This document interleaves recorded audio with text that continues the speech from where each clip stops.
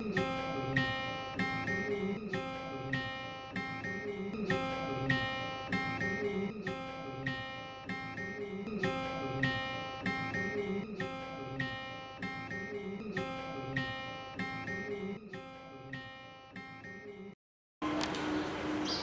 আলাইকুম। বাংলাদেশ ব্যাংক উচ্চ বিদ্যালয়ের অনলাইন ক্লাসে সপ্তম শ্রেণীর শিক্ষার্থীদের স্বাগত জানাচ্ছি। আজকে আমরা সপ্তম শ্রেণীর শিক্ষার্থীদের নিয়ে বাংলা প্রথম পত্র বিষয়ে আনন্দ পাঠ অংশের একটি গল্প নিয়ে তোমাদের সামনে হাজির হয়েছি। আজকে আমাদের আনন্দ পাঠের গল্পটির নাম 1971। নামকরণ থেকেই বুঝতে পারছো যে 1971 সালে বিভিন্ন ঘটনায় জর্জরিত বিষয়গুলো নিয়ে লেখক ইমদাদুল হক মিলন আমাদের সামনে কিছু তথ্য উপস্থাপন করেছেন। 1971 সালে বিশেষ করে মুক্তিযুদ্ধে যে পাকিস্তানি হানাদার বাহিনীর যে নৃশংসতা, সেই নৃশংসতার একটি খণ্ডচিত্র তোমাদের সামনে তুলে ধরার লক্ষ্যে আজকে আমাদের আনন্দ পাঠের একটি অংশ 1971। তো প্রিয় শিক্ষার্থীরা, চলো আমরা আগে ইমদাদুল হক মিলন সম্পর্কে অর্থাৎ লেখক পরিচিতি সম্পর্কে একটু পরিচিত হয়ে নিই। ইমদাদুল হক মিলন জন্ম 8 সেপ্টেম্বর 1955। আমরা সাধারণত তোমাদেরকে উপদেশ দিয়ে থাকি যে লেখক, কবি, সাহিত্যিক যারা আছেন তাদের জন্ম মৃত্যু সাল মনে রাখবে। এগুলো এখন লাগবে, পরবর্তী জীবনে তোমার কর্মজীবনে এগুলো প্রয়োজন হবে। ইমদাদুল হক মিলন শুধু জন্ম তারিখটাই আমরা জানবো, তিনি বর্তমানে বেঁচে আছেন এবং গুরুত্বপূর্ণ কর্মস্থলে রয়েছেন, আমরা জানবো সেটি। তাহলে জন্ম 1955 সালের 8 সেপ্টেম্বর। জন্মস্থান বিক্রম, মুন্সিগঞ্জ জেলা বিক্রমপুরে। আমরা এটা একটা পরিচিত নাম, ঢাকার পার্শ্ববর্তী জেলা মুন্সিগঞ্জ জেলা বিক্রমপুরে। পিতা মাতার দিকে আমরা তাকাই, পিতা গিয়াসউদ্দিন খান, মাতা আনোয়ারা বেগম। তাহলে আমরা জন্ম তারিখ জানলাম, জন্মস্থান জানলাম, পিতা মাতা জানলাম। এবার শিক্ষা, তিনি পড়াশোনা কত দূর করেছেন, পড়াশোনার সাথে সাথে তিনি লেখালেখির সাথে জড়িত ছিলেন। তিনি সর্বোচ্চ অনার্স সহ স্নাতক ডিগ্রি পাশ করেন। তিনি, আমরা যতদূর জেনেছি, যে গ্যান্ডারিয়া হাই স্কুল থেকে তিনি এসএসসি পাশ করেন এবং আজকের বর্তমানে যেটা জগন্নাথ বিশ্ববিদ্যালয়, সেই সময়ে জগন্নাথ কলেজ ছিল, সেই কলেজ থেকে অনার্স সহ স্নাতক ডিগ্রি লাভ করেন। তিনি গল্প লিখেন, বিশিষ্ট সাহিত্যিক হিসাবে সাহিত্য সমাজে একটি তার সুপরিচিতি রয়েছে। শুধু বাংলাদেশে নয়, ভারতবর্ষেও তার একটি ব্যাপক সুনাম রয়েছে। এপার বাংলা ওপার বাংলায় তার গল্প, নাটক এগুলোর জন্য তিনি বেশ সুপরিচিত। তার গ্রন্থ সংখ্যা, প্রকাশিত গ্রন্থ সংখ্যা 140। তিনি তার প্রথম গল্প প্রকাশিত হয় 1973 সালে, বন্ধু নামে গল্পটি। তার প্রথম প্রকাশিত গল্প হচ্ছে বন্ধু, প্রকাশিত হয় 1973 সালে।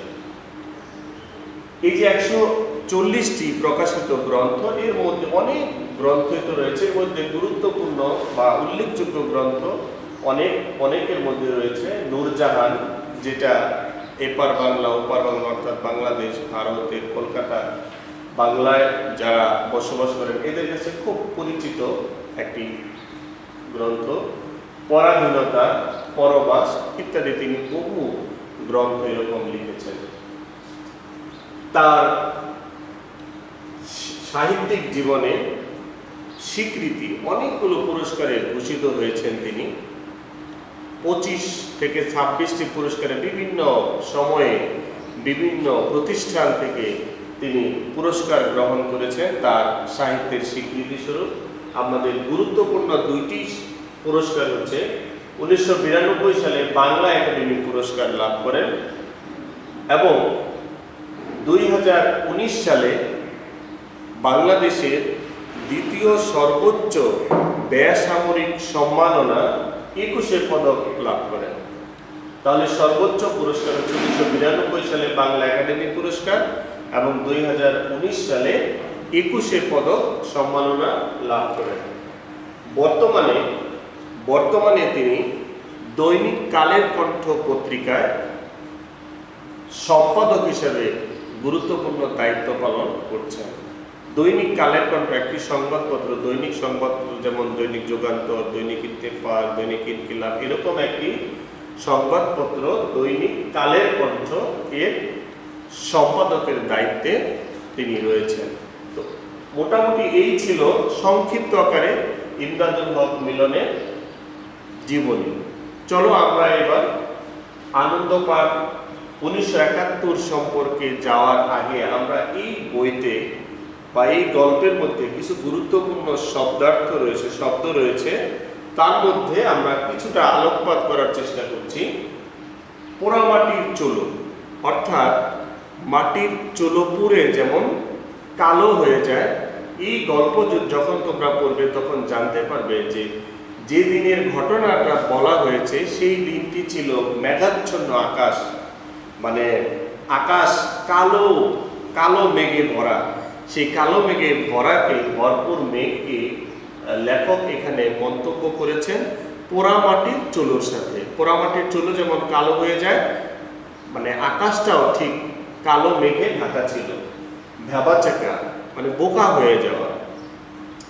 বচকা বচকি মানে কাপড় চোপড় বা জিনিসপত্র পুটলি। আমরা 1971 সালে যদি তোমরা কোনো এই জাতীয় কোনো সিনেমা বা কোনো নাটক দেখে থাকো বা কোনো সিরিয়াল দেখে থাকো, তাহলে দেখবে যে টিভির পর্দায় বা সিনেমার পর্দায় যে অনেকে গ্রাম ছেড়ে পাক মিলিটারি বাহিনীদের ভয়ে, মানে তার পাশে কিছু পোটলা নিয়ে, কিছু কাপড় চোপড়, কিছু হাঁড়ি পাতিল নিয়ে যে যেখানে পাচ্ছে সারিবদ্ধভাবে যার যার গ্রাম থেকে পালিয়ে অন্যত্র আশ্রয় নেওয়ার চেষ্টা করছে।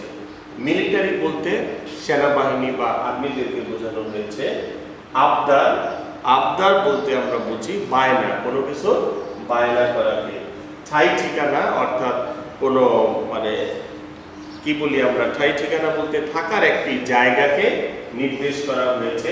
নিশানা হচ্ছে লক্ষ্য স্থির করা। অটোমেটিক রাইফেল, স্বয়ংক্রিয় বন্দুক যেটাকে আমরা বলি, অর্থাৎ ট্রিগারে চাপলে অটোমেটিক তোমার গুলি চলে আসবে। আগুনের মৌমাছি এখানে বলা হয়েছে যে এক ধরনের বন্দুকের গুলি, যে মানে মৌমাছিরা যেরকম ঝাঁকে ঝাঁকে দল বেঁধে চলে, ঠিক পাক বাহিনীদের কাছে যে অস্ত্র সামগ্রী ছিল সেই বন্দুকের নালা থেকে অঝোর ধারায় ঝরঝর করে বৃষ্টির মতো গুলি বের হতো। তো আরো গুরুত্বপূর্ণ শব্দার্থ রয়েছে, আমরা সংক্ষিপ্ত আকারে তোমাদের উদ্দেশ্যে এই কয়েকটি শব্দার্থ আলোচনা করলাম। তোমরা বইয়ের 47 পৃষ্ঠাতে গিয়ে আরো কিছু গুরুত্বপূর্ণ শব্দার্থ পাবে। তো প্রিয় শিক্ষার্থীরা, চলো আমরা 1971 সম্পর্কে সংক্ষিপ্ত আকারে, এই গল্প সম্পর্কে সংক্ষিপ্ত আকারে একটু আলোকপাত করার চেষ্টা করি। তোমরা অবশ্যই মূল বইটি বারবার পড়ার চেষ্টা করবে। এই গল্পের মূল নায়ক বা মূল কেন্দ্রবিন্দু হচ্ছে দিনু। দিনুকে একটা প্রতীকী হিসাবে ব্যবহার করে লেখক এই গল্পটি অবতারণা করেছেন। দিনু হচ্ছে একটি অনাথ ছেলে, বয়স 10 বছর। কে তার বাবা, কে তার মা, সে কিছুই জানে না। সে হিন্দু না মুসলমান তাও সে বলতে পারে না। পৃথিবীতে তার আপন বলতে কেউ নেই। যেহেতু তার আপন বলতে কেউ নেই, এজন্য সবাইকে সে তার আপন মনে করে থাকে। দিনুর চেহারা খুব সুন্দর, তার চোখ এবং মুখ দেখতে খুবই সুন্দর। শহরের যেহেতু তার আপন বলতে কেউ নেই, এজন্য শহরের সব বাড়িতেই তার আনাগোনা। খুব মিশুক স্বভাবের ছেলে। সে কাউকে মা ডাকে, কাউকে বাবা ডাকে। এই শহরে তার চাচা চাচি, জ্যাঠা, পিসি, মাসি এগুলোর কোনো অভাব নেই। অর্থাৎ যাকে যে নামে সম্বোধন করলে খুশি করা যায় বা তার ভালো লাগে তাকে সেই নামেই ডাকে। যদি কখনো তার ঘুম পায় তখন যে কারো ঘরে গিয়ে তাদের বিছানায় শুয়ে পড়ে। যেহেতু দিনুর কেউ নেই, কেউ তাকে বাধাও দেয় না, সবাই তাকে খুব আদর করে। এবারে আমরা দিনুর পরিচয় থেকে যাই। মূল ঘটনা হচ্ছে 1971 সালে বর্ষাকালের কোনো এক দুপুরবেলায় টানা 10 দিন একটানা 10 দিন বৃষ্টির পর একটু রোদ উঠেছে। ইতিমধ্যে সুবল হচ্ছে দিনুর সমবয়সী, আমরা বন্ধুই বলতে পারি। সুবল, খোকন, এই গল্পে আমরা জানবো সুবল, খোকন এরা হচ্ছে দিনুর সমবয়সী। রোদ উঠেছে, তো এর মধ্যে দেখে যে সুবলরা তাদের পরিবারের সবাইকে নিয়ে পাক হানাদার বাহিনীদের ভয়ে তাদের এলাকা ছেড়ে কলকাতায় চলে যাচ্ছে। সুবলের কাছে জানতে চায়, 10 বছরের দিনও জানতে চায় তাদের চলে যাওয়ার কারণ কি। সুবল সহজভাবে সরলভাবে সে বলে দেয়, এদেশে আর্মি এসেছে, যাকে পাচ্ছে তাকেই গুলি করবে, এই দেশটাকে তারা লুটতরাজ করবে, এই দেশটাকে তারা নিজের আয়ত্তে নিয়ে যেতে চায়, কিন্তু এই দেশের মানুষ তা করতে দিচ্ছে না। অর্থাৎ সে বোঝাতে চাচ্ছে যে পাক মিলিটারি বাহিনী হচ্ছে একটি ভয়ঙ্কর বাহিনী, সন্ত্রাসী বাহিনী, তারা যাকে পাবে তাকেই মেরে ফেলবে, সবাইকে ভয় দেখাচ্ছে। এটা ভেবে দিনুও ভয় পেয়ে যায়। সুবল সহ সুবলের দিদিমাকে কলকাতায় দিনুকে নিয়ে যাওয়ার জন্য আবদার করলে সুবলের দিদিমা অশ্রু সজল চোখে তাকে আদর করে মাথায় হাত বুলিয়ে তাদেরই যাওয়ার জায়গা নেই এই সমস্যাটির কথা তুলে ধরে দিনুকে আশ্বস্ত করে, তোমার কিচ্ছু হবে না, তুমি ভালো ছেলে, তুমি এখানেই থাকো, বরং তুমি আমাদের ঘরটি পাহারা দাও, এখানে তোমার জন্য চাল ডাল খাওয়া দাওয়ার সব ব্যবস্থা আমরা করে গেলাম, দেখবে সব ঠিক হয়ে যাবে, দেশের স্বাধীনতা এলে আমরা আবার ফিরে আসব। দিনু স্বাধীনতা কি সেটা বোঝে না। সুবলরা কলকাতায় চলে যাওয়ার পর দিনু একা হয়ে গেল। রাতে দিনু একা থাকতে অনেক ভয় পায় বলে পাশেই বাজারে জমির চাচা নামে এক লোক বাস করে। জমির চাচা হচ্ছে সারাদিন ভিক্ষা করে, সারাদিন মানুষের কাছ থেকে সাহায্য সহযোগিতা নেয়, রাতে কোনো এক জায়গায় কোনোভাবে শুয়ে থাকে। তো দিনুর সাথে এই জমির চাচার একটি সখ্যতা ছিল। জমির চাচাকে সাথে নিয়ে সে দিনুদের বাড়িতে রাতের বেলায় থাকে এবং এই জমির চাচার কাছে সুবলদের কলকাতা চলে যাওয়ার কথা, এদেশের সুবলের দিদিমার কাছে স্বাধীনতার কথা এবং এদেশে যে মিলিটারি এসেছে তারা যে কেমন ভয়ঙ্কর তাদের কথা সে জমির চাচাকে খুলে বলে এবং সে ভয় পায়। আস্তে আস্তে পরদিন সকালবেলায় দিনু চলে যায় খোকনদের বাড়িতে। খোকনদের বাড়িতে গিয়েও দেখে যে খোকনরা তারা পরিবারের সবাইকে নিয়ে তার বড় মামার বাসা বকুলতলিতে চলে যাচ্ছে। এসব দেখে বকুলতলিতে চলে যাওয়া দেখে দিনু খোকনকে জিজ্ঞেস করে, তোমরা চলে যাচ্ছ কেন? সুবলের মতো একই উত্তরে বলে যে দেশে মিলিটারি এসেছে, একটি আতঙ্ক ছড়াচ্ছে, যাকে পাবে তাকেই মেরে ফেলবে, এই দেশকে একটি লুটতরাজে রাজ্যে পরিণত করার জন্য, এই দেশের মানুষকে হত্যা করার জন্য তারা এই দেশে এসেছে। খোকনকেও মিনতি করে দিনু যে তাকেও বকুলতলি তার মামার বাসায় নিয়ে যাওয়ার জন্য, কিন্তু খোকনের মা তাদের নিজেদেরই থাকার জায়গা নেই, তারা নিজেদেরই তাদের অবস্থা খারাপ একথা ভেবে দিনুকে নিতে চায় না। দিনুর সামনেই খোকনরা বড় নৌকায় করে বকুলতলি তার মামার বাসায় চলে যায়। এভাবে খোকন ভাবতে থাকে যে শহরে তার আপনজন কেউ নেই, সবাই চলে যাচ্ছে, যাদেরকে আপন মনে করত সবাই তারা ভয়ে পালিয়ে যাচ্ছে। আজকে যদি দিনুর কেউ থাকতো তাহলে সেও হয়তো এই শহর ছেড়ে চলে যেত। এই শহর পুরোটাই ফাঁকা হয়ে যাচ্ছে। ভাবতে ভাবতে ভাবতে ভাবতে দিনু এখন সে জমির চাচার কাছে আস্তে আস্তে বাজারের দিকে চলে যায়, যে জমির চাচার সাথে একমাত্র তার সঙ্গী হচ্ছে জমির চাচা। এই ভেবে সে খালের পাড় দিয়ে হেঁটে যাচ্ছে এবং মিলিটারিদের কথা ভাবছে, এবং তার ইচ্ছে হচ্ছে বাজারে যাবে, বাজারে গিয়ে জমির চাচার সাথে গিয়ে সঙ্গ দেবে এবং তাকে নিয়ে বাসায় ফিরবে। হঠাৎ করে যাওয়ার পথে খালের পাশে মিলিটারিরা আস্তানা গেড়েছিল ওই মফস্বল শহরের একটি হাই স্কুলে।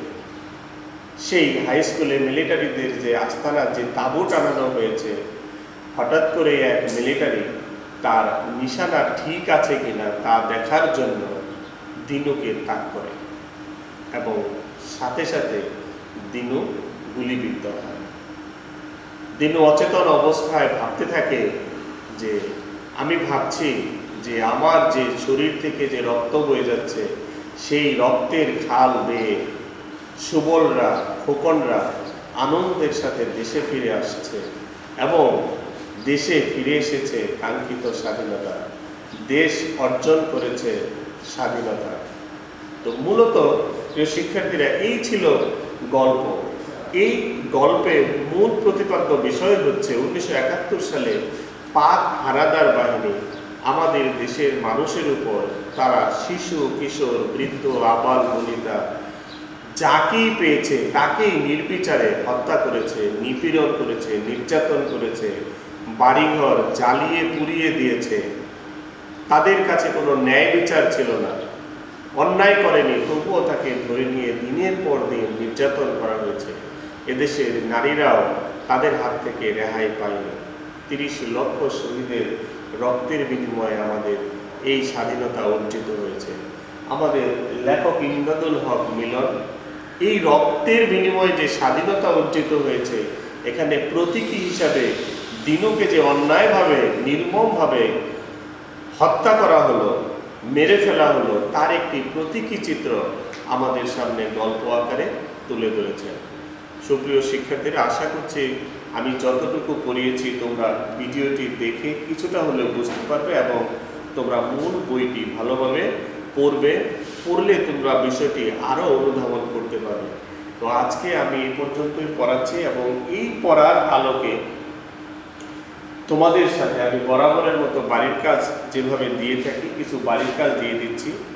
যে বাড়ির কাজগুলো আছে সেগুলো আমি আমার আলোচনায় এনেছি, আর না থাকলে, আলোচনায় না আনতে পারলে বইয়ের মধ্যে অবশ্যই আছে, তোমরা লাইন বাই লাইন একটু পড়ে নিয়ে এর অর্থগুলো খুঁজে নিবে। দেখো, বাংলো ঘর শব্দের অর্থ কি? বাংলো ঘর মানে যেখানে বৈঠক করা হয়, যেখানে আলাদা করে কথা বলা হয়। আগের সময়ে বাংলো ঘর ছিল, সেখানে মানে নিজেরা, পরিবারের সদস্যরা যেখানে থাকে তার বাইরে একটি ঘর থাকবে, সেখানে বাইরের কোনো লোকজন আসলে তার সাথে কথা হবে, বৈঠক হবে, মিটিং হবে। 1971 গল্পের রচয়িতাকে বলার অপেক্ষা রাখে না, তাই না? খোকনরা কোথায় চলে গেল? আমি কিন্তু বলেছি বকুলতলী তার মামার বাসায়। সুবলরা কখন কলকাতায় চলে যায়? কখন? যুদ্ধের সময়, যখন পাক হানাদার বাহিনী এদেশে মানে এসে তাদের মফস্বল শহরে হাই স্কুলের তাঁবু টানিয়েছে। দিনুর বয়স কত? অবশ্যই 10 বছর। সুবলদের বাড়িতে কয়টা ঘর? সুবলদের বাড়িতে 3টি ঘর। 3টি ঘরই ফাঁকা, শুনশান। কতদিন পর দিনুদের মফস্বল শহরে রোদ উঠেছে? বলেছিলাম একটানা 10 দিন পর রোদ উঠেছে। তাহলে 10 দিন পর দিনু কিভাবে মারা যায়? কিভাবে মারা যায়? আমাদের শেষ লাইনটি ছিল যে পাক হানাদার বাহিনীদের বন্দুকের গুলিতে দিনু মারা যায়। দিনু কার সাথে রাতে সুবলদের বাসায় থাকে? দিনু যেহেতু সুবলরা চলে যাওয়ার পর একা একা রাতে থাকতে ভয় পায়, সেজন্য বাজারে যে চাচা, জমির চাচা, যিনি সারাদিন সাহায্য সহযোগিতা নিয়ে, মানুষের সাহায্য সহযোগিতা নিয়ে বেঁচে থাকে, সেই জমির চাচার সাথে থাকে।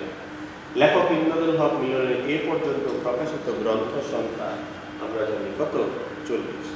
তো সুপ্রিয় শিক্ষার্থীবৃন্দ, আশা করছি তোমরা বিষয়টি বুঝতে পেরেছ। তোমরা বইটি, আমি আবারও বলছি, বইটি তোমরা আবারও বারবার পড়বে, নিজেরা আরও ভালো করে বুঝবে। এই বাড়ির কাজটি আগামী 2 দিনের মধ্যে তোমরা বাসার খাতায় লিখবে। খাতার উপরে অবশ্যই নাম, শ্রেণী, শাখা, রোল নম্বর লিখে আগামী 2 দিনের মধ্যে আমাদের বাংলাদেশ ব্যাংক হাই স্কুলের ফেসবুক পেজে পাঠিয়ে দেবে, আমরা দেখে দেব। সেই পর্যন্ত তোমরা সবাই ভালো থাকবে, সুস্থ থাকবে। আল্লাহ হাফেজ।